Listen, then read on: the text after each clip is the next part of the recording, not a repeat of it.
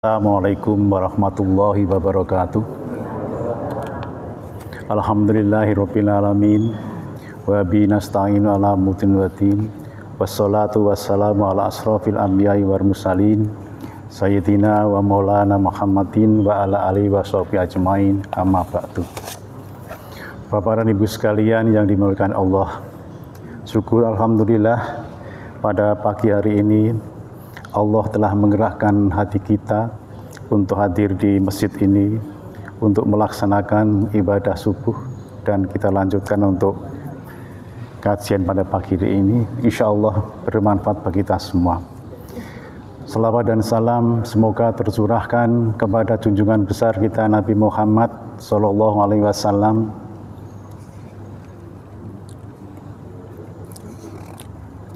serta sahabat dan semua yang mengikuti ajarannya sampai akhir zaman. Insya Allah semua yang hadir pada pagi hari ini semuanya akan mendapatkan syafaatnya di kiamat nanti hari kiamat. Bapak dan Ibu sekalian, pada pagi hari ini kita tidak seperti apa yang kita sampaikan setiap pagi, yaitu dengan itu mengenai penyakit hati. Tapi pada kali ini saya akan menyampaikan beberapa hal yang penting setelah kita berpuasa. Tentunya kita akan evaluasi apakah diri kita ini dalam melaksanakan ibadah puasa itu sudah mencapai target atau enggak. Target kita apa dalam kita berpuasa? Tujuan kita berpuasa adalah supaya kita menjadi orang yang bertakwa. Nah, untuk itu pada saatnya sekarang kita mengevaluasi diri kita, apakah kita itu sudah takwa atau belum. Kalau kita sudah bisa menilai apakah kita itu sudah bisa takwa atau tidak, tentu kita akan berpikir apakah kita ini nanti bisa masuk surga atau tidak. Kemudian kalau kita sudah takwa itu bagaimana? Padahal amalannya suatu perbuatan yang tertinggi ya. Iman tertinggi adalah takwa. Penilaian manusia di dunia ini untuk Allah, bagi Allah itu adalah yang dilihat adalah takwanya, bukan karena kecantikannya, kebagusannya, kekayaannya, kepinterannya dan sebagainya, tapi adalah yang dinilai adalah ketakwaannya. Sedangkan apa sih takwa itu? Takwa secara umum adalah melaksanakan semua perintah-perintahnya dan meninggalkan semua larang-larangannya. Otomatis kalau kita sudah takwa, kita mesti kalau nanti di akhirat dijamin masuk surga. Sedangkan di dunia kita mesti akan terjamin juga. Akan terjamin karena kita sudah melaksanakan perintahnya, juga kita meninggalkan larangannya.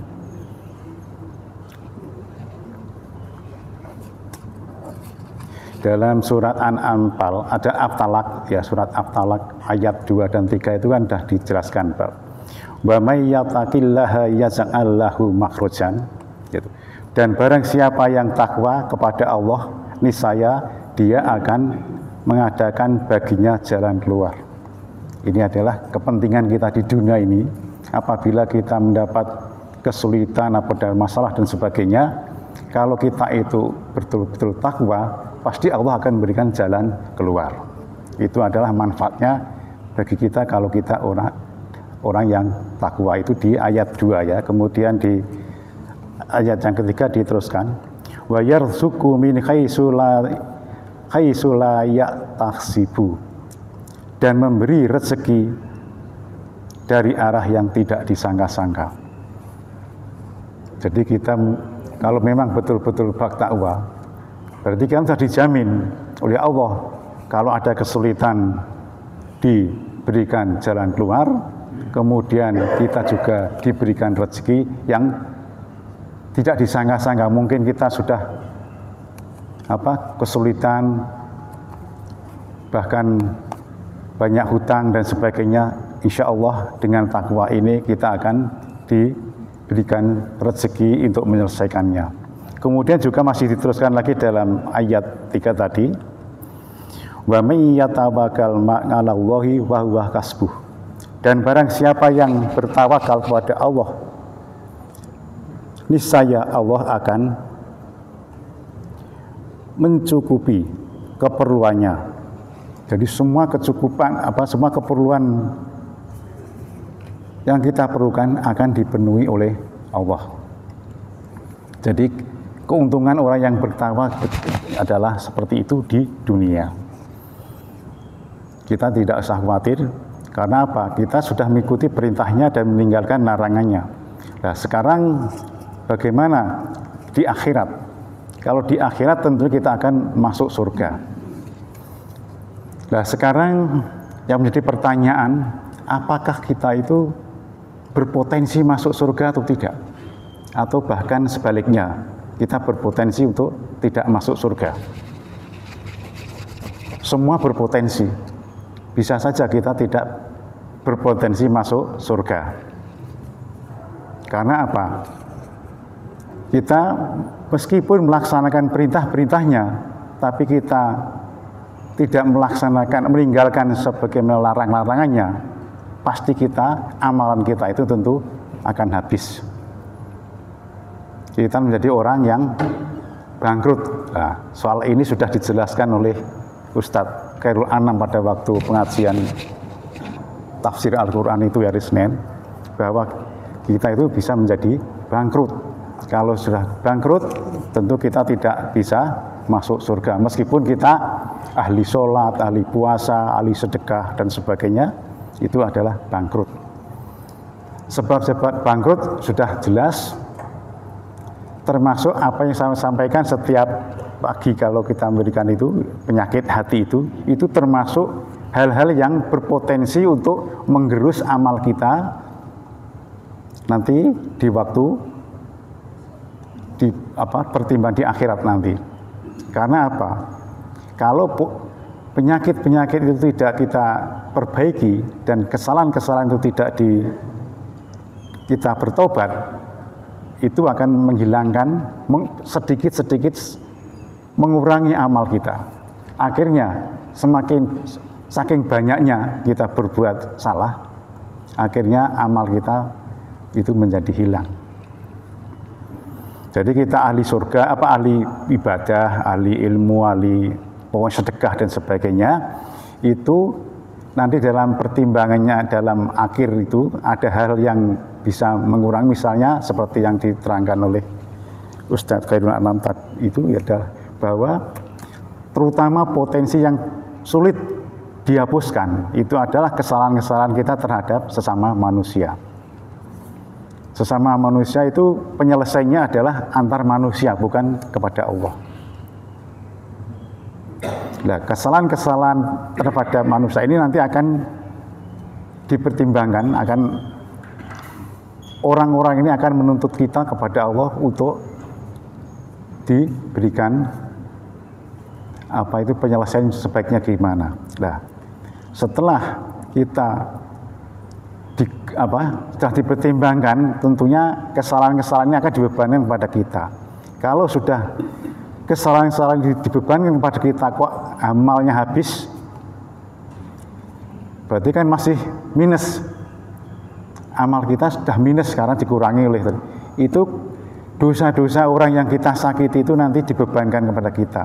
Jadi kita sudah tidak punya amal, masih dibebani dosa, otomatis kita akan masuk neraka.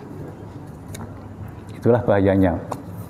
Kemudian sekarang apakah kita mempunyai potensi untuk masuk surga?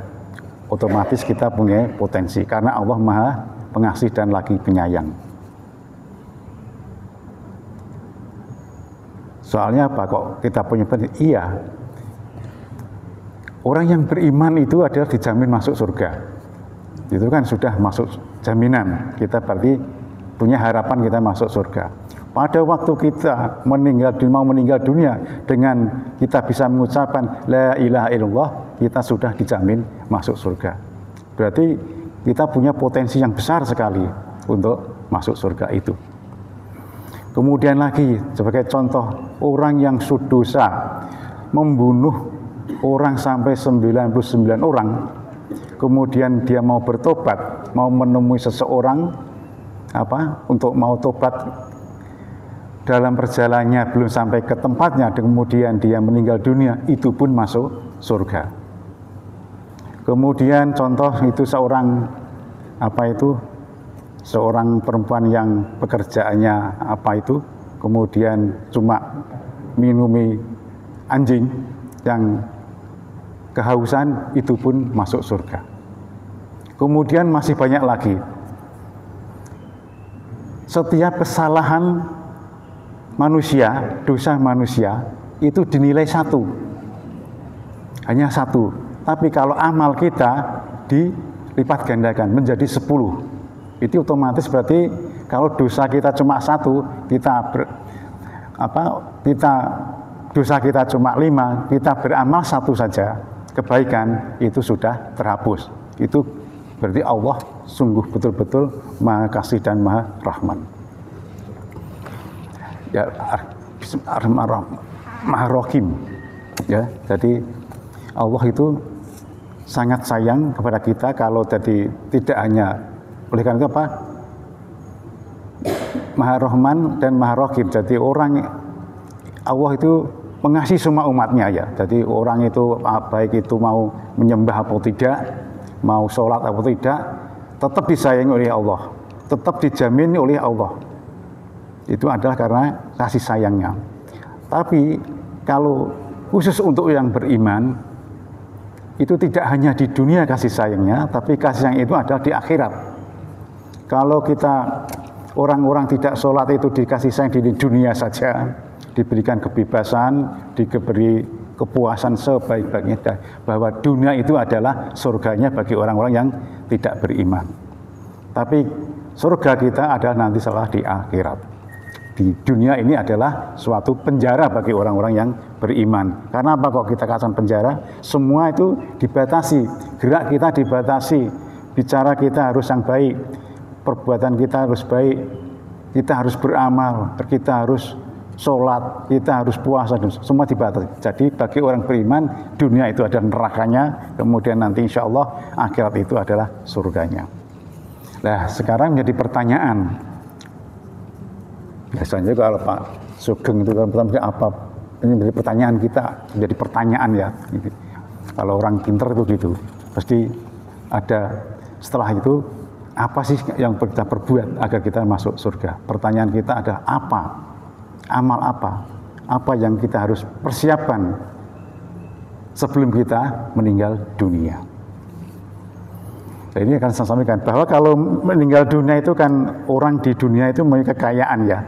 Kekayaan itu keluarga, kekayaan, dan amal. Itu 3 hal ini yang kita kerjakan di dunia adalah itu. Kemudian nanti yang kita bawa ke akhirat setelah kita mati,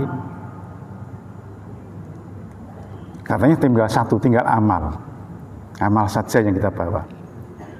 Tapi sebenarnya semua itu bisa kita bawa ke nanti dalam kita mati itu bisa. Misalnya keluarga, memang kalau waktu mati tidak mau mengikuti tidak ada keluarga kita amat dikubur dia keluarga mau mengikuti masuk kubur kan tidak ada.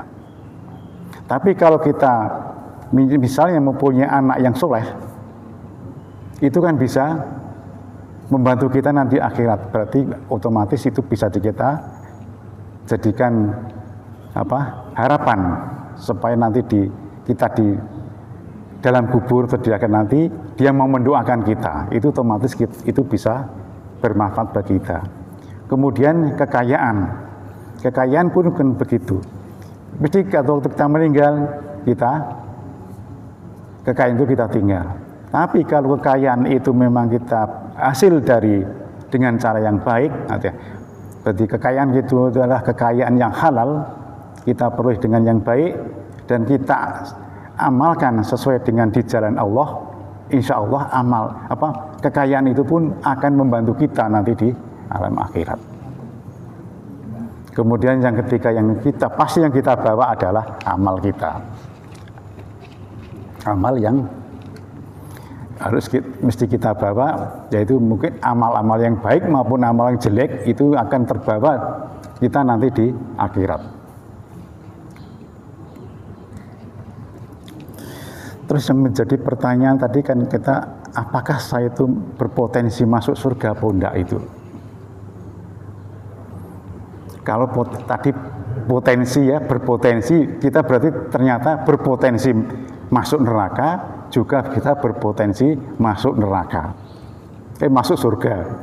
Meskipun kesempatan kita masuk surga diberikan jalan yang seluas-luasnya oleh Allah, kita masuk surga, tapi ada indikasi bahwa kita itu belum tentu masuk surga. Karena apa? Masuk surga itu bukan karena amal kita, tapi adalah hak dari Allah untuk memasukkan kita masuk surga atau tidak. Nah ini tidak bisa diganggu oleh kita. Allah memutuskan apakah kamu itu nanti masuk surga atau tidak. Bahkan kita diberikan rezeki yang banyak atau tidak, itu adalah hak Allah. Semuanya hak Allah, jadi kita tidak bisa. Nah, dalam Al-Quran, kalau kita sering baca surat Waqiah itu kan ada bahwa nanti kalau dalam kita meninggal dunia itu ada di hari surat Waqiah itu hari kiamat ya Pak ya. Dalam hari kiamat nanti orang itu akan dibagi menjadi 3 golongan, yaitu pertama adalah orang-orang yang menerima catatan dengan tangan kanannya. Kemudian yang kedua adalah orang-orang yang menerima catatannya di tangan kirinya. Orang yang menerima catatan di tangan kanannya itu adalah orang yang bejo, orang yang bisa dikatakan masuk surga. Dan itu orang yang sudah mendapat kenikmatan itu, orang yang mendapat catatan itu. Karena sebelumnya pun di dalam kubur dia pun sudah merasakan nikmat. Jadi kalau kita di dalam kubur itu sudah mendapat nikmat, otomatis itu berpotensi besar kita meskipun belum diadili, itu kita berpotensi masuk surga. Tapi kalau di dalam kubur itu sudah mendapat siksa, itu ya pertanda. Sudah pertanda kita bisa nanti kita akan celaka, nanti bisa masuk neraka. Kemudian yang ketiga adalah golongan orang-orang yang terdahulu. Orang-orang terdahulu siapa? Orang terdahulu adalah orang-orang yang iman terlebih dahulu, termasuk golongan para nabi. Itu adalah nanti masuk surga.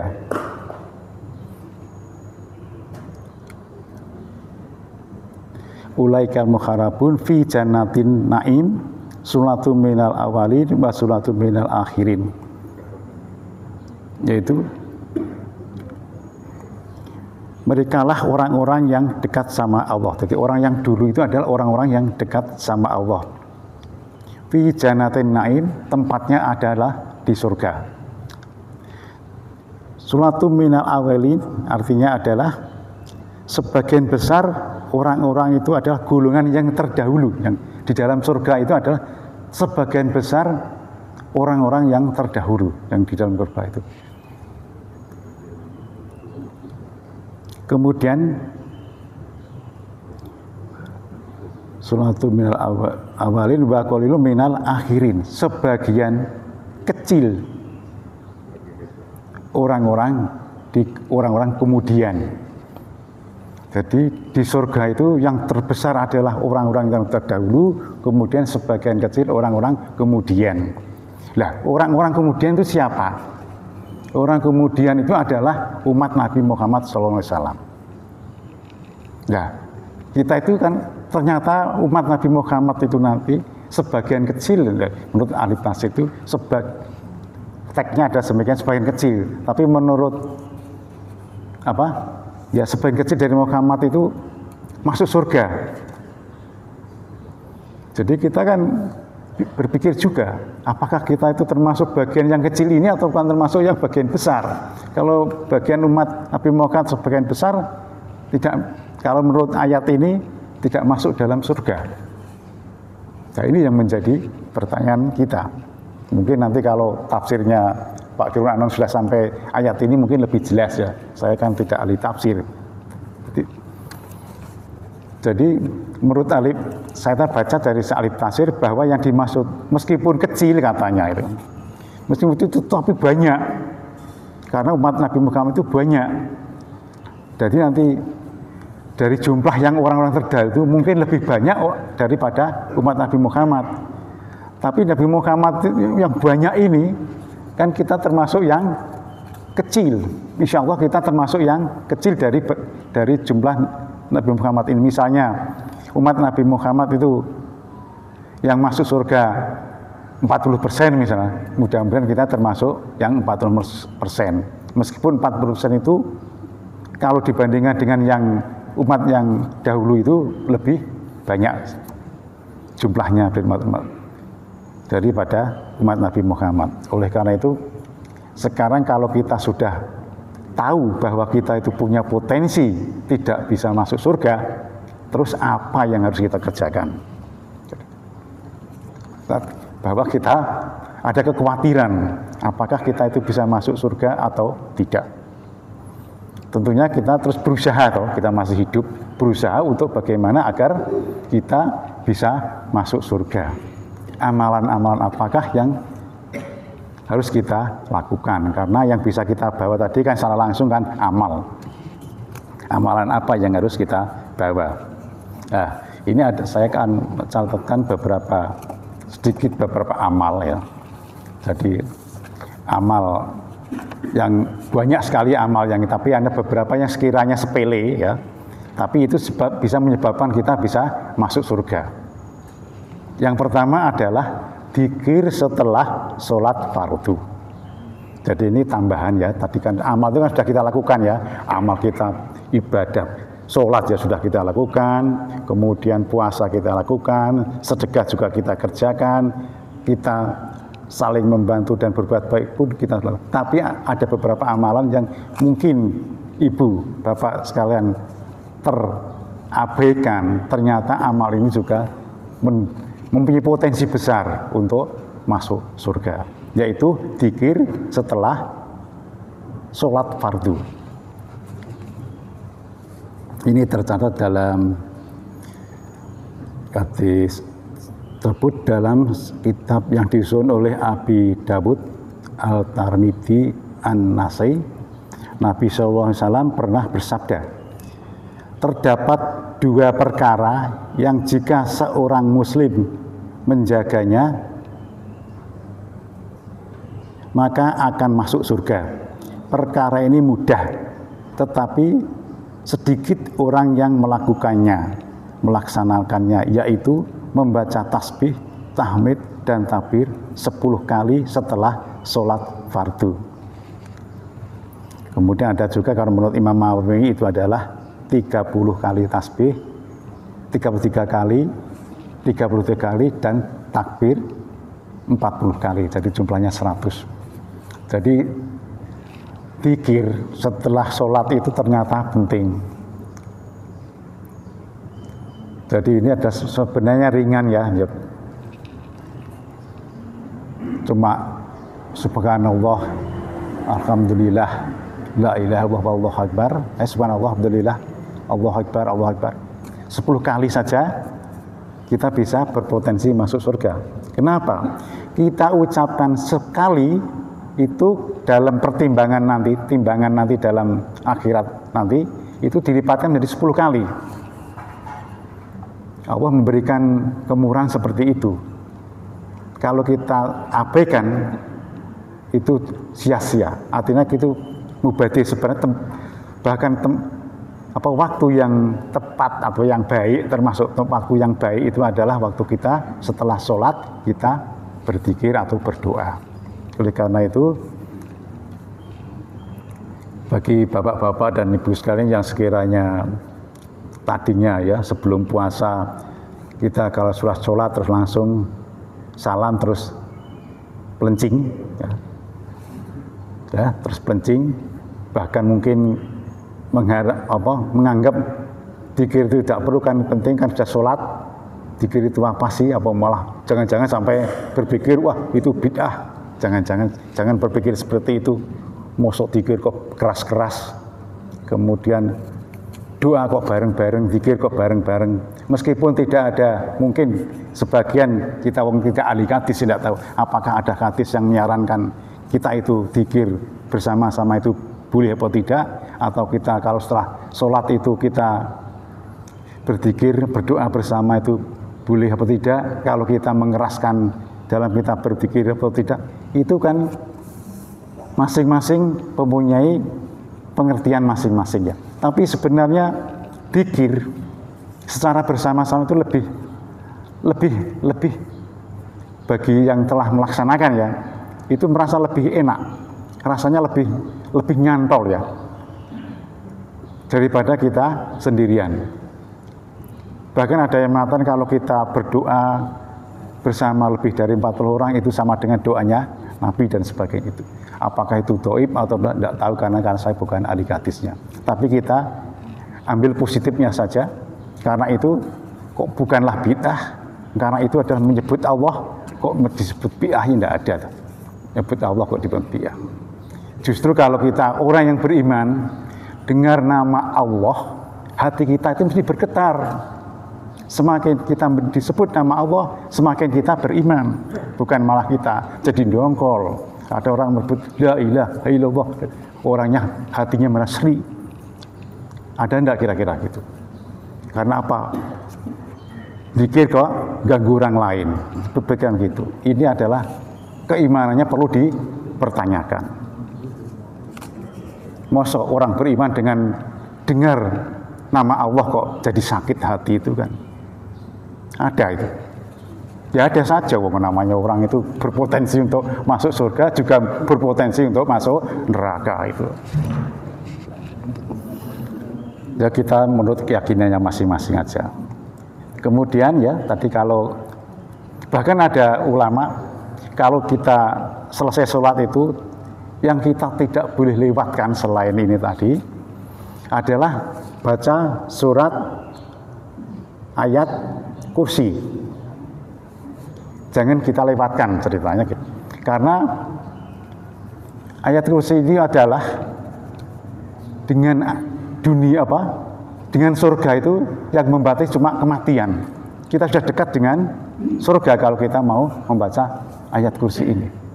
Kalau baca tasbih tadi itu bisa dilakukan, misalnya kita tidak sempat, kita bisa membaca ayat kursi. Tasbih itu bisa dilakukan nanti dalam perjalanan atau dari mana itu bisa lakukan di mana. Karena kita bertasbih, bertahmid itu kan bisa dalam keadaan tidur, berbaring, duduk, berjalan dan sebagainya. Jadi bebas.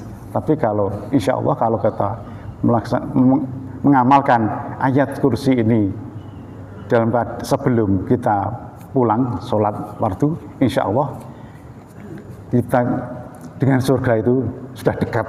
Cuma kematian saja yang menghalangi gitu. Itu ceritanya gitu.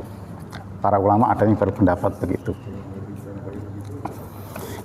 Kemudian yang kedua adalah berzikir menjelang tidur. Jadi bukan yang amal-amalan yang berat-berat ya, amal-amalan yang kita sepelekan. Sebenarnya zikir sebelum tidur pun itu suatu amalan yang bisa mengantarkan kita masuk surga. Mungkin sudah Bapak lakukan ya mungkin. Karena apa? Dalam tidur itu akan kita diganggu oleh setan. Ya. Setan itu kan datang pada waktu kita mau tidur, pada waktu kita sholat. Kalau waktu kita sholat, setan itu datang, meskipun tadinya tidak datang, kita sholat, kita setelah Allahu Akbar, masuk kita. Mungkin kita waktu takbiratul ihram kita masih khusyuk, tapi setelah itu tidak khusyuk lagi. Itu setan. Oleh karena itu perlu zikir menuntut perlindungan kepada Allah. Tentunya bapak-bapak dan ibu sudah biasa kalau kita mau tidur mestinya baca apa itu surat ayat kursi, An-Nas dan Al-Falaq dan sebagainya.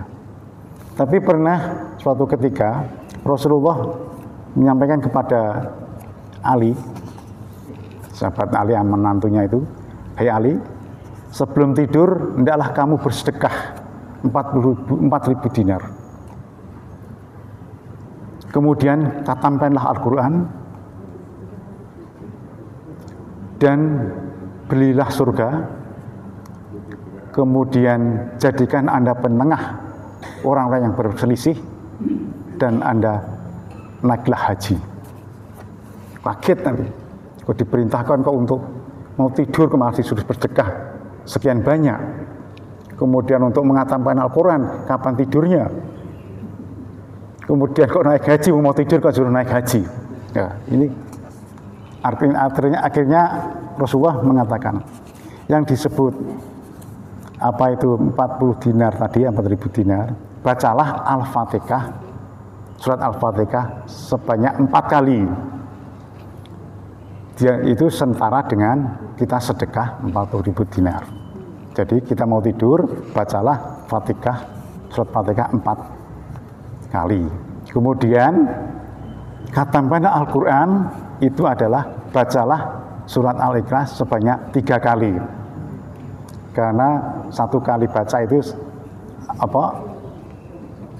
Al-Ikhlas itu sepertiga, seolah-olah kalau kita baca 3 kali itu sama dengan sudah khatam Al-Quran.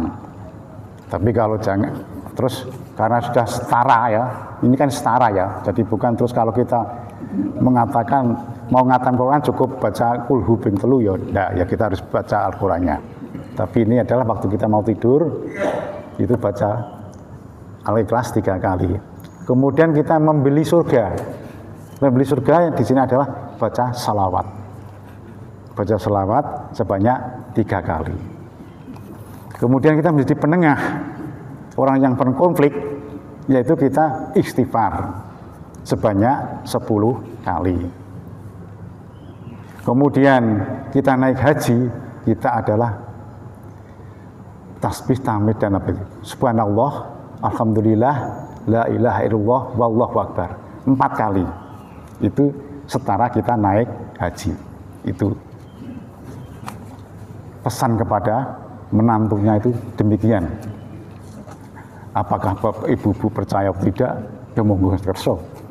Apakah itu hadisnya sokeh atau tidak? Monggo kerso. Itu adalah ternyata itu kan amalan baik. Apakah itu bid'ah? Ya monggo kerso. Tapi saya meyakini itu adalah benar dan saya lakukan. Karena saya yakin itu adalah baik, yaitu kita lakukan. Insya Allah kalau kita lakukan nanti itu termasuk bisa yang mengantarkan kita masuk surga. Paling tidak itu merupakan suatu amalan, menambah amalan kita. Kemudian adalah yang ketiga adalah amalan bersedekah. Bersedekah adalah sangat penting sekali, kan sering disampaikan lah para ustadz bahwa kalau kita mati itu ya, kita meninggal dunia itu, kita itu mesti gelo, kecewa.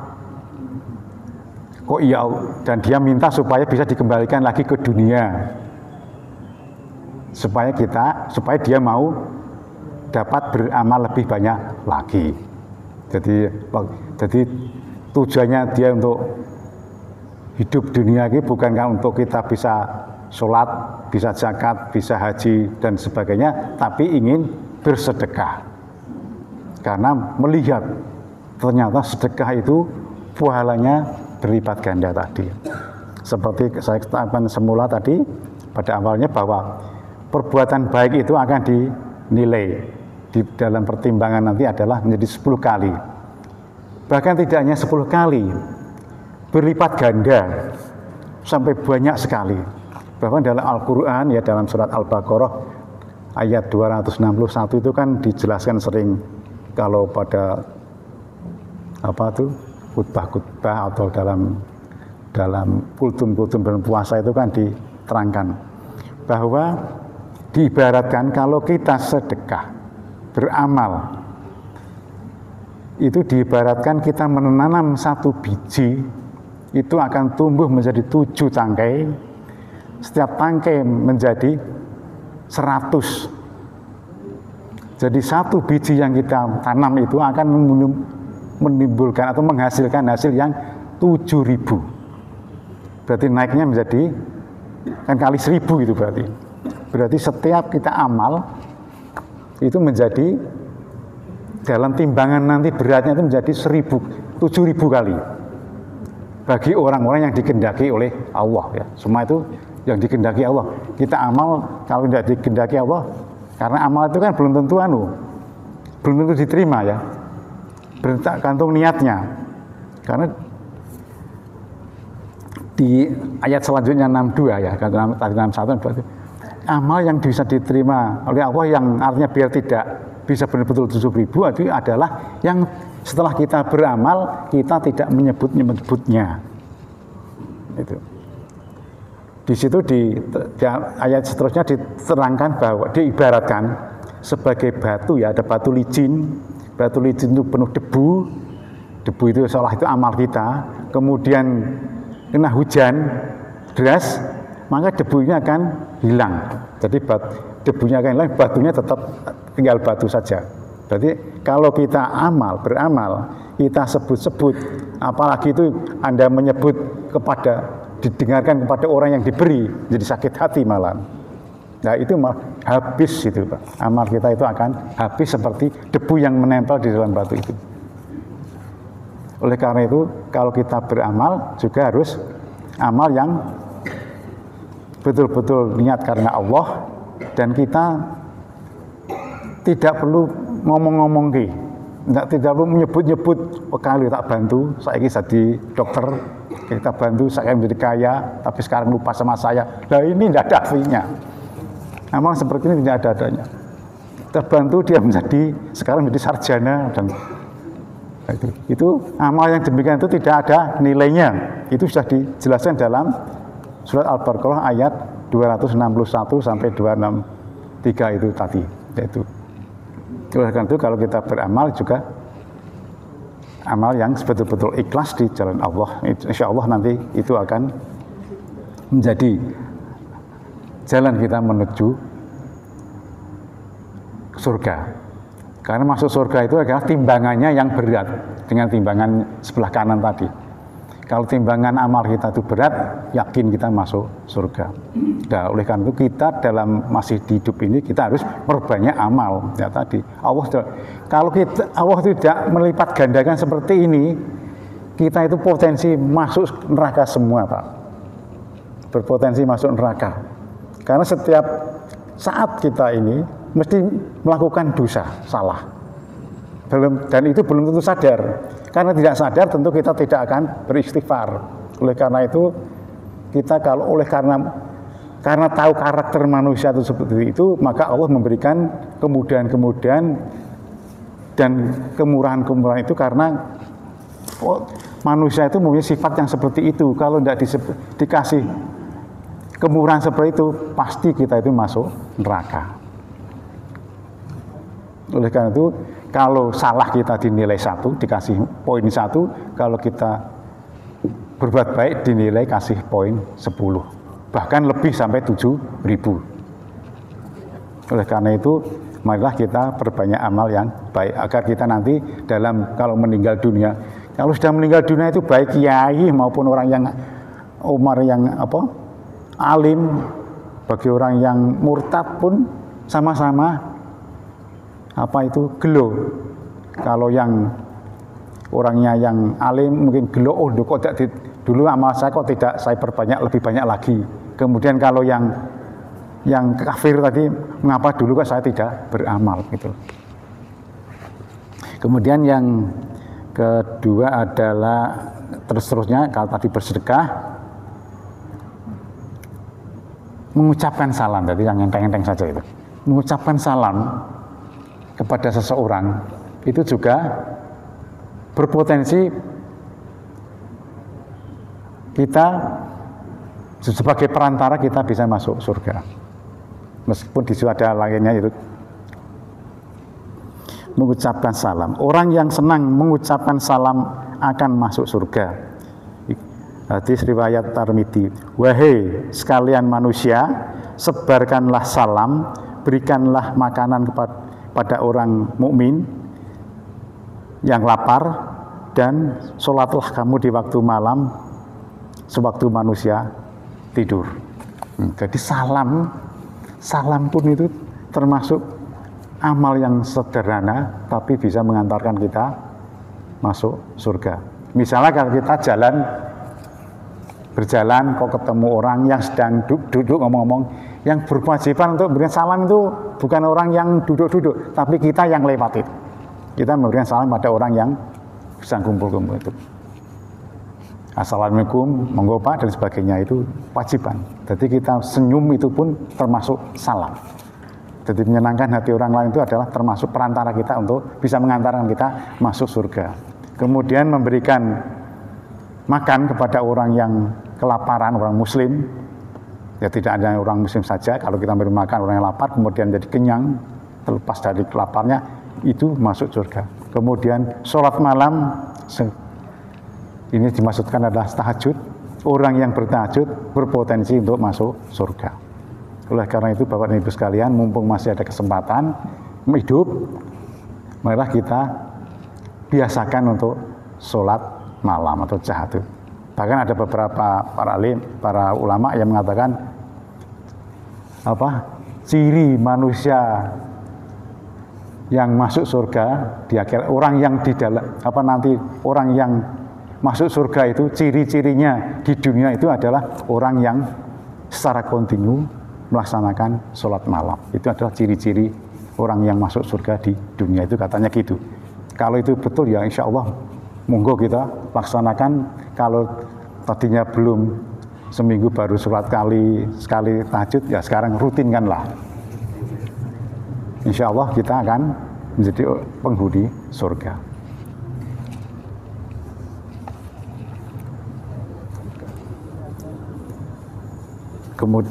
Kemudian jamnya sudah cukup loh. Sudah cukup ya, kan kemarin saya di Pak Toto, jangan banyak-banyak Pak. Nanti ini sudah waktunya ya, sudah kan untuk menyampaikan. Pertama saya sampaikan lagi tambahan sedikit, yaitu orang yang jujur. Yang jujur. Ya, kalau jujur kan itu sebagai tanda kalau orang itu beriman, masuk surga itu adalah orang yang jujur. Itu saja apa yang saya sampaikan. Mudah-mudahan amalan-amalan yang saya sampaikan ini bisa kita laksanakan. Mudah-mudahan insya Allah kita menjadi ahli surga.